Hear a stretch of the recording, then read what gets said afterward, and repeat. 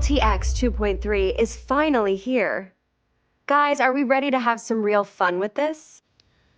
I was generated from a single image. Now look at me move. Is this LTX consistency smooth or what? Prompt is I climb down the ladder and move towards the camera. Does it work? Look at the details on my hands and face. Is the quality any good? We still need study even in the AI era. 6 minutes just to get 10 seconds of 1080p.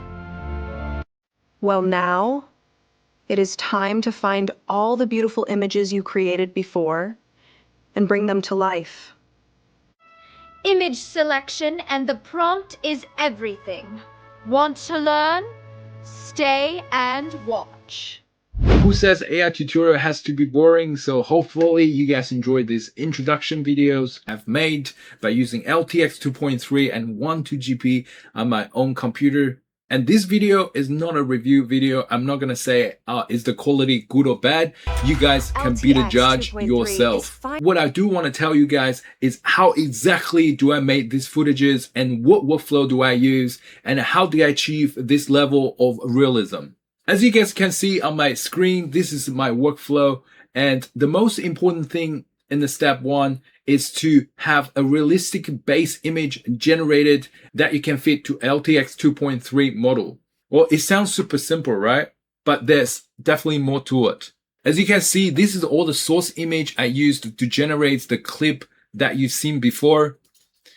And let's just open one. And as you can see, all the photos I've supplied to, hold on, what's happening here? I don't know, but don't ask questions. All right, so all the photos are super photorealistic. As I can zoom in, you can see there's a lot of details, even though this image has not been upscaled before. But as you zoom in, you can see a lot of, you can see his beard, and there's a lot of realism into it. So this lays the foundation for the video generator later on to creating ultra realistic footages. And I know there's people asking, why do you not use text to image generator? I will show you guys a sample. All right, as you guys can see, this is a 720p generation text to video, but what you can see is the whole scene is pretty flat. It doesn't have a lot of detail into it because the model have to do all the heavy lifting by itself if you're just giving it prompt. But then if we're giving model a image like this one, and then as you can see guys, from the corner, the books, everything. So they have something to work with in the beginning. So you're getting much better result. And let's play this result.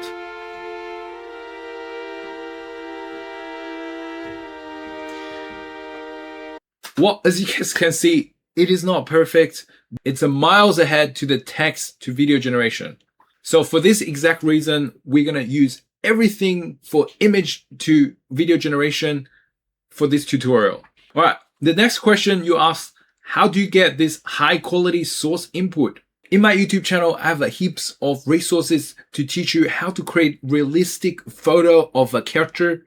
I suggest you guys to check out these last 3 videos. Just give you guys a quick demo how you can generate ultra realistic photos by using my self-developed Z-Image Turbo Ray Paint workflow. As you guys see, I have an image here, typical AI generated waxy skin and not a lot of details. And I'm going to run this workflow to give this image an ultra realistic human touch. And let's just run this workflow.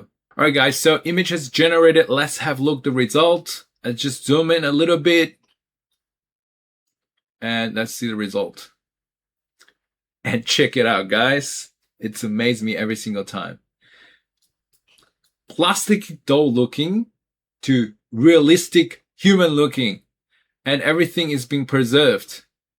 All right, before and after, and now it's before and after. And now if you fit this photo into LTX 2.3 and you will get realistic video output.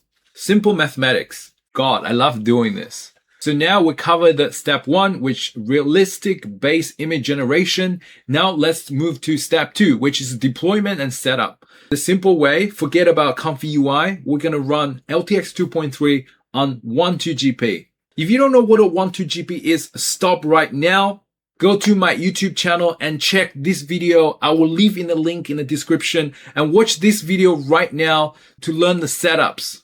In this point, I want to give a huge shout out to LTX team, and they've done an amazing job. And best of all, they made it open source and give to the community.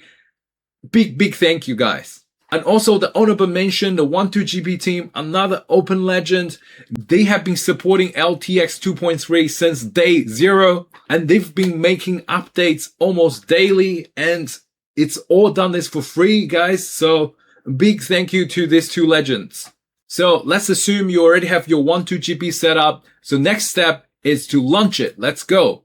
So I'm starting my L12GP launching sequence. If you haven't get the code, check my last video. I have the Python code. You can just copy paste into a notebook so you can launch it just by doing exactly what I do. All right. So once you get the local host and copy this URL, and please don't forget to close your Chrome.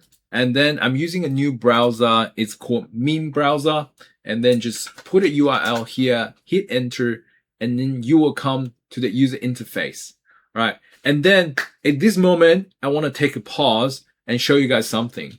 Well, we're now in the event viewer of my computer. All right, guys. So as you can see, I have 23 critical error in the last 7 days. What does it mean is my computer has hit black screen 23 times in the last 7 days. And that's absolutely crazy. Just in 11th of March, I've almost had 10 black screens, and that's absolutely crazy. And because I was trying to run an LTX 2.3 and it just keep crashing my computer over and over. And then I run a really deep research and I find out this model is very demanding, and everything of your system needs to be in top-notch conditions. So I've underclocked my RTX 3090 graphic cards. And as you guys can see, I'm running on a very low power ratio, and I turn the fan to absolutely maximum to help with the heat, and then downgrade the power limits to 88%. So now I'm running minus 500 on my memory clock. You know, this may sound like gibberish to you guys, but trust me, if you are doing this local AI stuff, one day you're gonna have to learn this. So I'm actually thinking about making a tutorials. If you having the crash on your 12GP while you're running like a large language models or whatever, leave the comments on the bottom. Say if it's anyone out there having the same issue as me, and if there's a lot of people request, I may consider making a step-by-step full series tutorials how to get your hardware ready for the heavy AI load work. So without further ado, now I'm actually stable. Haven't had a black screen since yesterday.